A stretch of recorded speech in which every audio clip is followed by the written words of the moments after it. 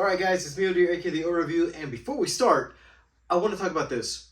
One, I'm watching this movie based on my own opinion. I'm not associating anybody over what they did in the past. I'm not associating the film as its own merit, knowing everybody's going to look at it from a certain point of view.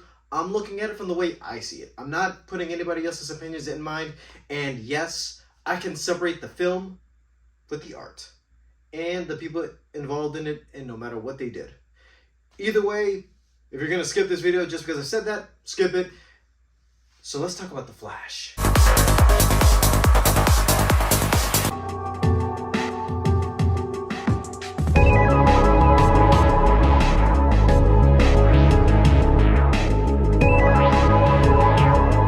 So The Flash is the newest film in the DCEU, or what I can call it, the last final films of the DCEU, not counting Blue Beetle and Aquaman, which are coming out later this year, except with new information. I just heard that maybe Blue Beetle is the introduction to the new universe and Aquaman is the last one. No matter how it goes, this is the newest film in the DCEU, and I'm ready to see what's going to happen now that James Gunn is in the helm. But let's talk about The Flash. So The Flash stars Ezra Miller as Barry Allen returning again as he realizes that he has the power to go back in time, so he decides, I want to go save my mom. And he goes back in time, saving his mother, while in the meantime, not realizing that that one little thing changed the whole universe, where we're dealing with two parallel Barrys. There are no metahumans, no Justice League, except that we do have a Batman, played by Michael Keaton, returning as Batman, and Supergirl in place of Superman in his own version of Flashpoint, which is not Flashpoint, but then again, it's still Flashpoint in its own way. Confusing DCEU. What can I say? Alright, let me talk about Ezra Miller, because what I can say is that, to me, when Ezra Miller was first cast, I didn't see him as the Flash. Like, I didn't know who he was or what other films I've seen him in at first, but when he was cast as the Flash in Batman v Superman, I was like, he's an alright guy, but Grant Gustin is like a phone call away, and the CW couldn't get him to be the Flash, because I was more associated with Grant Gustin as my Flash rather than Ezra Miller. But then seeing both cuts of Justice League, knowing in the 2017 version, he was fine, adjustable, had a weird run. And in the Snyder Cut, which really brought in all the elements of the Flash I've seen on the TV show brought onto the screen, the way he moved in the Snyder Cut was more like, okay, I could see it. I see what they cut out. They made you a bit more jokey, but still, I can see you as my Flash. But no, in this movie, what I'm impressed is that with all the DCEU, despite its flaws, they can do the team-up movies first, but then when they get into the solo movies, they can actually include part of the origin story and actually have them stand out as their own characters within the DCEU, because you can admit it that Aquaman, at first, you saw him in Justice League, he was just the muscle, just the stereotypical bro character, but then when you see him in Aquaman, he's stoic, he sees himself as a king of Atlantis, the way he actually develops as a character. But the same way with Barry Allen, except now we're dealing with the tale of two Barrys, where we get an older Flash and a younger Flash in the same timeline, but we see the way that Ezra Miller can play future Barry, knowing everything he's been through, but still include part of the origin story with younger Barry, him getting his powers, him learning the skills as the Flash, knowing how much he can run, how much he has to deal with being part of a team. I kind of like that aspect of Ezra Miller. I didn't expect that going into this movie, since I knew there was going to be some things that were going to change with the story, but I am kind of glad that he actually stood out as a part of the Flash, and at least he was an honorable Flash in my eyes. Even the relationships between the two Barrys actually had me going, because to me, I feel like this would have been the right opportunity to introduce Reverse Flash, but they didn't, which is not a spoiler, by the way. Which I do kind of like the aspect between two versions of Barry in one timeline. We've seen it on the CW before, but in this movie, I'm kind of impressed because, one, you have post-Justice League Barry, and a Barry who just got his powers. And to be honest, at first, I was having a bit of a worry because younger Barry seemed more annoying. The fact that he's still he's a kid, he just got his powers. He doesn't know about the whole metahumans and everything and the Speed Force, learning from your older self. But then again, I have to think about it where if I were to meet my younger self, which I can't even relate to because I'm 21, and the fact that I would be dealing with somebody around. Let's just say this, sidetrack that. Let's say I have a clone of myself, acts like me, exactly like me. You think I'm not going to get annoyed looking back at the things I do and actually hate him for who he is? knowing that's me, but I have to deal with the fact that he's learning, he's young. We're in our prime at the moment, and I know sooner or later we're going to advance through this, but still, young Barry was an aspect I wanted to see in The Flash, where we didn't get that in the Justice League movie or in a bit of the pieces of Ezra Miller we've seen in other media like Peacemaker, the CW Crisis. But I still loved his aspect in knowing that there was still something new and interesting they could try to do with the Flash character in my eyes. I really like that they added that, but still, I would have dealt with a bit less of it. The standout out of this movie, who would have known? And I kind of already knew it at first. Michael Keaton as Batman. At first, hearing the original way Flashpoint was going to go, I thought Michael Keaton was going to be, another cameo they're bringing back, or they're going to bring him back because member Barry's was going to bring another Batman back from the past. But no. I got to be honest, Michael Keaton was my first Batman in my eyes at the time. And seeing him come back was a way I could have never believed that the DCEU could pull off. Because Ben was amazing as Batman, not going to lie. But then again, I thought, this is the Dark Knight Returns version of Batman that I'm seeing, and I want to see a Batman in his prime, the way he works, the way he moves, using gadgets. And Michael Keaton's Batman, though he was old, he was still all spry, moving as well as he can. Even the suit, it's the Batman Returns suit, but it's still more armored up with defense. I liked that they at least kept him as Batman, and he knew he was retired, but at least he knows he's the Batman, and that Bruce Wayne was the mask that he was always wearing at everything he did as Batman in this movie. I loved even the little details with the 1989 movie and using pieces of old tech as weapons, which kind of got a laugh in my eyes. Some people don't get it, but I had to really think that if they were going to do a new Batman movie today with this version of Batman, I kind of wanted to see what they would have done with the original plans. But still, I love Michael Keaton for what they did for The Flash. Though she was brought in around the second to third act, I still enjoy Sasha Calle's Supergirl. I knew from the fact when she was cast, I was a bit confused when I was like, is she Kara Zor-El? Or is she Lana El?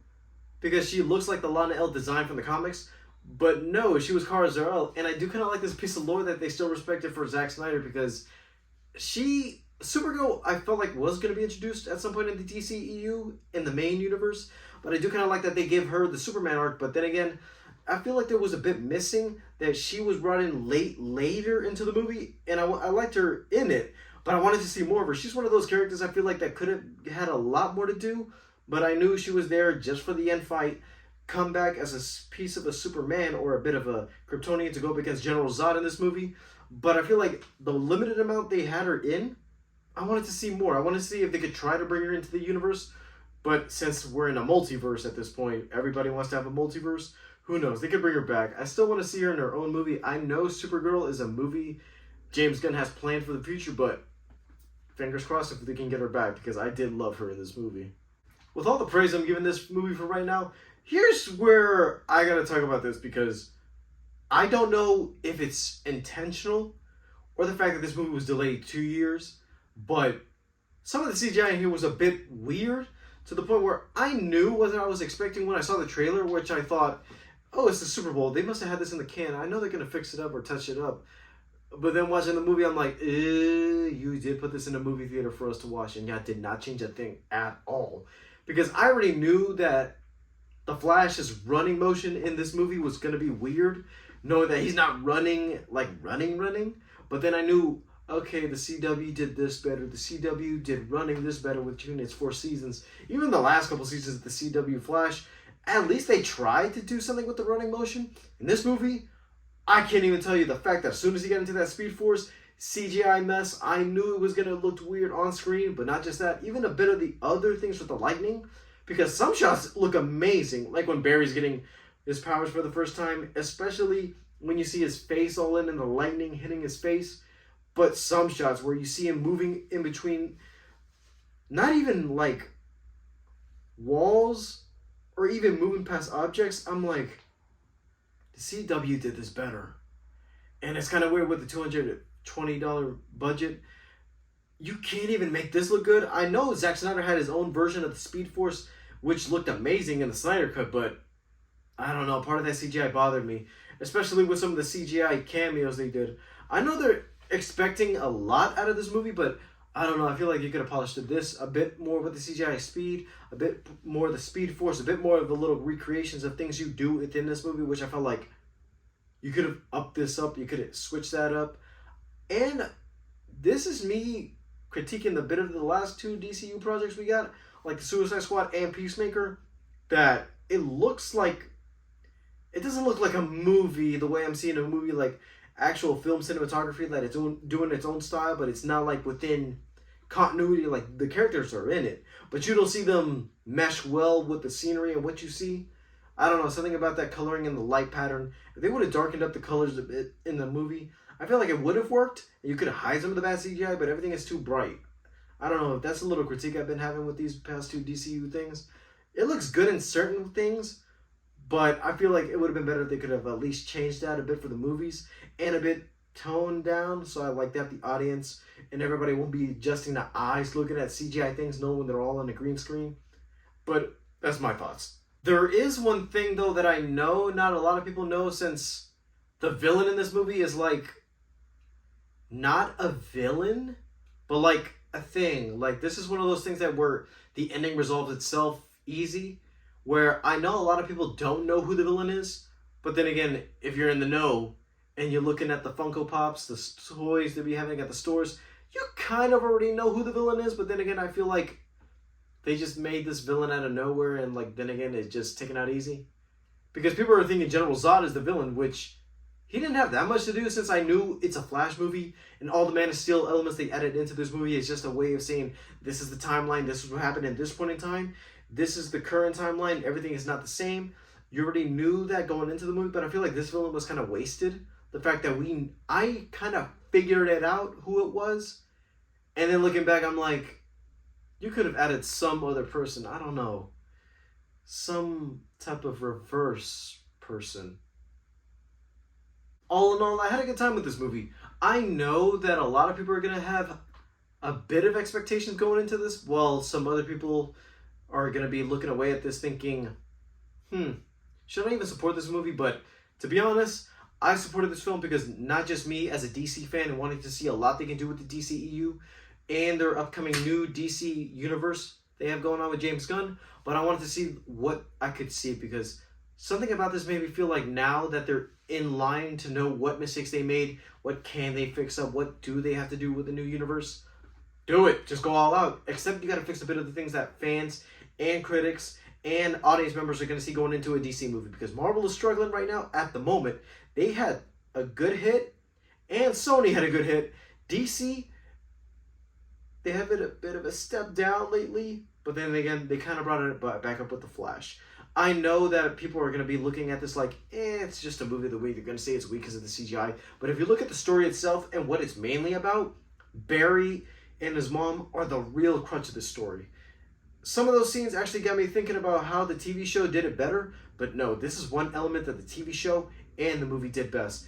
Barry and his mom knowing how much he cared for her and how much he feels like, I can't do anything but save her. But even though I have to let her go, this is who makes me who I am. And there's a scene in this movie I really like. Though it was short, this made me feel like, yes, this is the best performance I've seen out of this character in this whole universe. And I guess that's it. That's their swan song. That's it. And this is the end.